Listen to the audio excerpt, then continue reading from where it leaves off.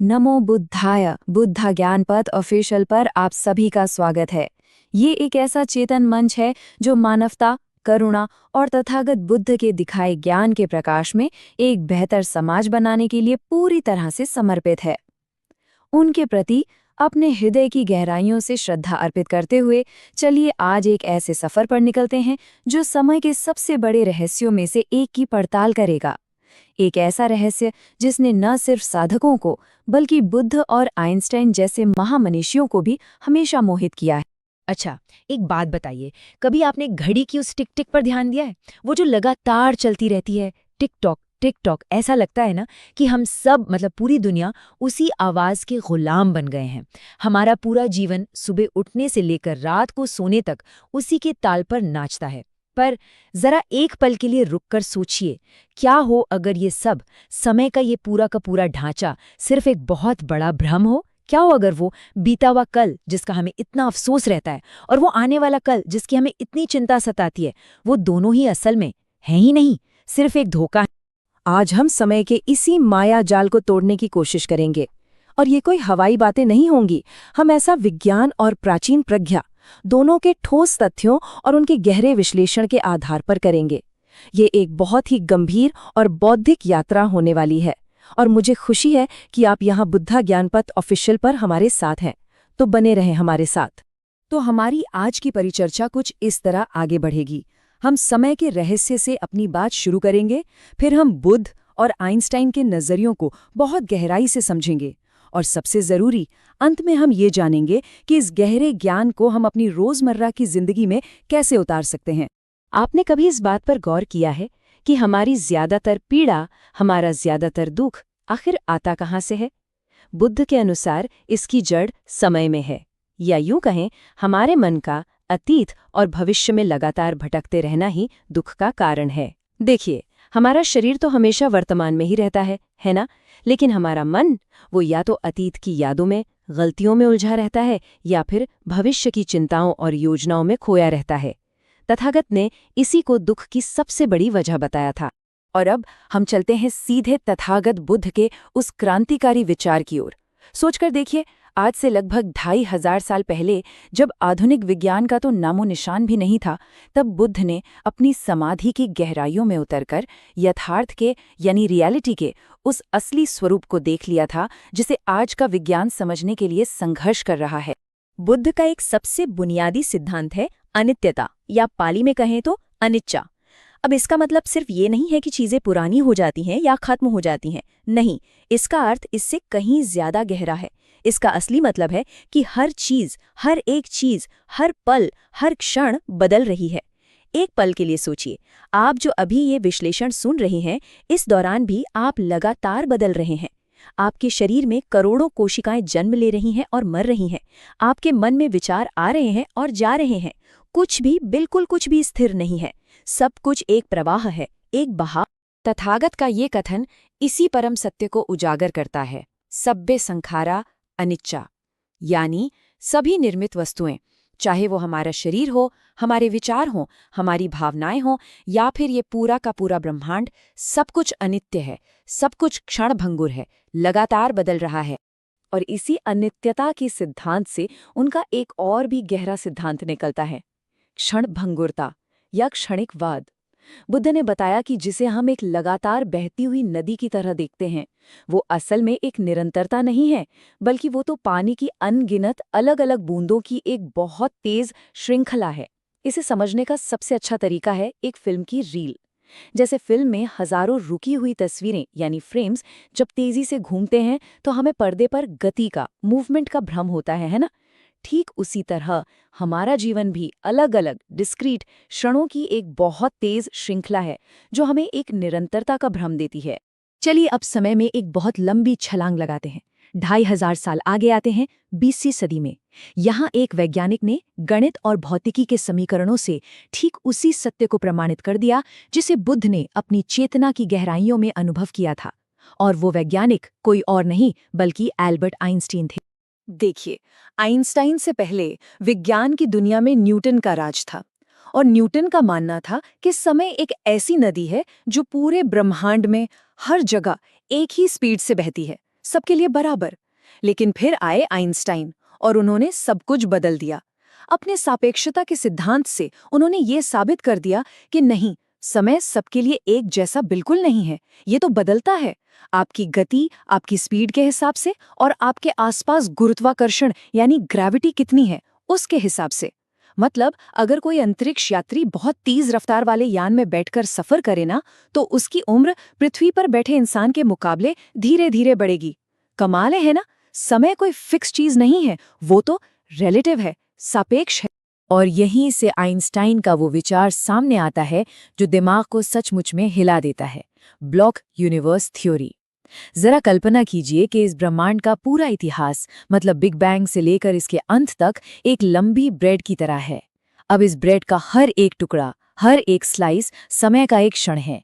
किसी एक स्लाइस में डायनासोर्स हैं, किसी दूसरी स्लाइस में हम और आप अभी मौजूद हैं, और आगे की किसी और स्लाइस में हमारी आने वाली पीढ़ियां भी हैं।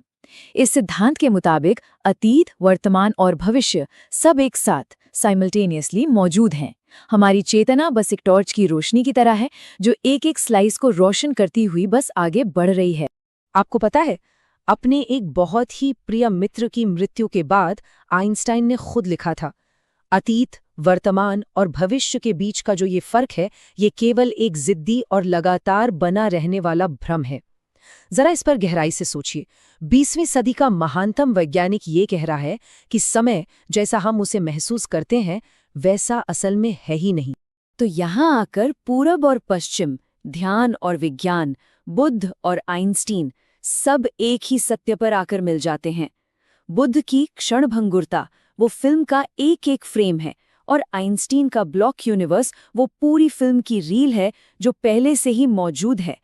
दोनों मिलकर हमें एक ही कहानी बता रहे हैं। हमारा जीवन असल में क्षणों का एक प्रवाह है, और ये सारे क्षण एक साथ ही अस्तित्व में हैं। लेकिन यहाँ एक बहुत बड़ा सवाल खड़ा होता है ना? अगर सब कुछ पहले से ही तय है, अगर पूरी फिल्म की रील पहले से बनी हुई है, तो फिर हम क्या हैं? क्या हम सिर्फ अपनी नियति की कठपुतलियां हैं? क्या हमारी इच्छा शक्ति का, हमारे कर्मों का फिर कोई मतलब ही नहीं है? इसका जवाब हमें दो बहुत ही अद्भुत कॉन्सेप्ट्स में मिलता है। एक है बौद्ध दर्शन का इंद्रजाल और दूसरा है आधुनिक क्वांटम फिजिक्स का क्वांटम एंटेंगलमेंट। इंद्रजाल की कल्पना एक ऐसे अनंत जाल की तरह की गई है जिसके हर जोड़ पर एक मणि है, और कमाल की बात यह है कि हर मणि में बाकी सभी मणियों का प्रतिबिंब दिखता है। ये इस बात का प्रतीक है कि ब्रह्मांड का हर कण एक दूसरे से गहराई से जुड़ा हुआ है।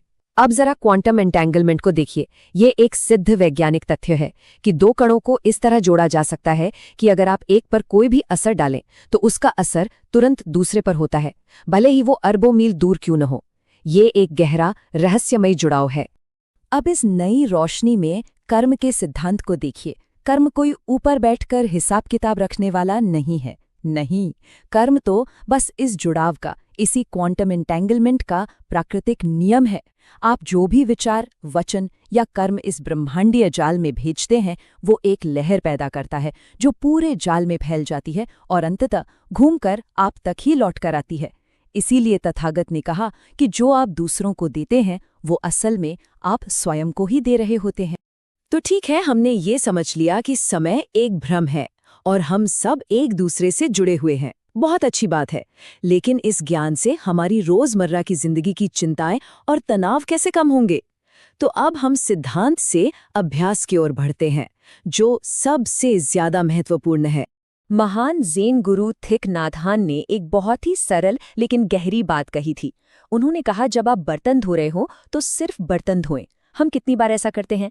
हम शारीरिक रूप से तो एक काम कर रहे होते हैं, लेकिन हमारा दिमाग वो या तो अगले काम की योजना बना रहा होता है या कल की चिंता में डूबा होता है। हम वर्तमान क्षण में होते ही नहीं। बुद्ध ने यही सिखाया कि मुक्ति का, दुख से आज़ाद होने का एकमात्र दरवाज़ा वर्तमान क्षण में है। एक बहुत प्रसिद्ध ज़ेन कथा है। दो भिक्षु तानज़ेन और इकिदो कहीं यात्रा कर रहे थे। रास्ते में एक नदी आई जिसे एक युवती पार नहीं कर पा रही थी। वरिष्ठ भिक्षु तानज़ेन ने उसे अपनी गोद में उठाया और नदी पार करा दी। घंटों तक चलने के बाद जूनियर भिक्षु इकिदो अपनी नाराजगी रोक नहीं पाया और बोला, हम भिक्षुओं को स्त्रियों को छूने की मनाही है, आपने नियम तोड़ा है। तानज़ेन ने बहुत शांति से मुस्कुराकर जवाब दिया, मित्र, मैंने तो उस युवती को घंटों पहले नदी किनारे छोड़ दिया था, क्या तुम उसे अब भी अपने मन में ढो रहे हो? सोचिए, हम सब यही तो करते हैं। हम उन घटनाओं और लोगों का मानसिक बोझ ढोते रहते हैं जो अब अस्तित्व में ही नहीं है। तो हमारी इस पूरी चर्चा का सार क्या है, इसका निचोड़ क्या है? हम समय के इस भ्रम से, इस जेल से मुक्त होकर आखिर जी कैसे सकते हैं? चलिए अब सभी धागों को एक साथ जोड़कर एक सशक्त निष्कर्ष पर पहुंचते हैं। ये स्लाइड पूरी बात को बहुत ही खूबसूरती से हमारे सामने रखती है।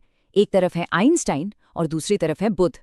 आइंस्टाइन ने हमें समय की जेल का गणित समझाया, उन्होंने हमें थियरी दी, लेकिन तथागत बुद्ध ने हमें उस जेल का ताला खोलने की चाबी दी, उन्होंने हमें प्रैक्टिस दी। और वो चाबी क्या है? वो चाबी है साक्षी भाव। बिना किसी जजमेंट के, पूरी जागरूकता के साथ अपने हर विचार, हर भावना और हर कार्य को बस देखना। वर्तमान क्षण में जीना ही समय की कैद से आज़ादी का एकमात्र रास्ता है। और यही कारण है कि हम बुद्धा ज्ञानपथ ऑफिशियल पर इन गहरे विषयों पर चर्चा करते हैं, क्योंकि हमारा मानना है कि यथार्थ के इस स्वरूप को समझकर ही हम एक ज्यादा न्यायपूर्ण, स्वतंत्र और करुणा से भरा हुआ समाज बना सकते हैं। यही हमारा पवित्र उद्देश्य है, बुद्ध के जीवन दर्शन के प्रकाश में समाज का, राष्ट्र का और संपूर्ण मानवता का उत्थान करना, समानता, स्वतंत्रता और न्याय के मूल्यों के साथ। इस ज्ञान यात्रा में हमें आपके साथ की बहुत जरूरत है। अगर इस परिचर्चा ने आपके मन में कोई भी विचार जगाया है, तो मैं आपको हमारे इस ज्ञान समुदाय का हिस्सा बनने के लिए आमंत्रित करता हूं। चैनल को सब्सक्राइब करें और मुझे नीचे टिप्पणी में जरूर बताएं कि इस विश्लेषण का कौन सा हिस्सा आपको सबसे ज्यादा सोचने पर मजबूर कर गया। हमें ये भी बताएं कि आप ये परिचर्चा कहाँ से देख रहे हैं। आपके विचार हमारे लिए बहुत कीमती हैं। अपना बहुमूल्य समय देने के लिए आपका बहुत बहुत धन्यवाद। अगली बार एक और गहरे विषय के साथ हम फिर मिलेंगे। तब तक वर्तमान क्षण में जिएं, पूरी जागरूकता के साथ। नमो बुद्धाय। जय मानवता, जय भारत।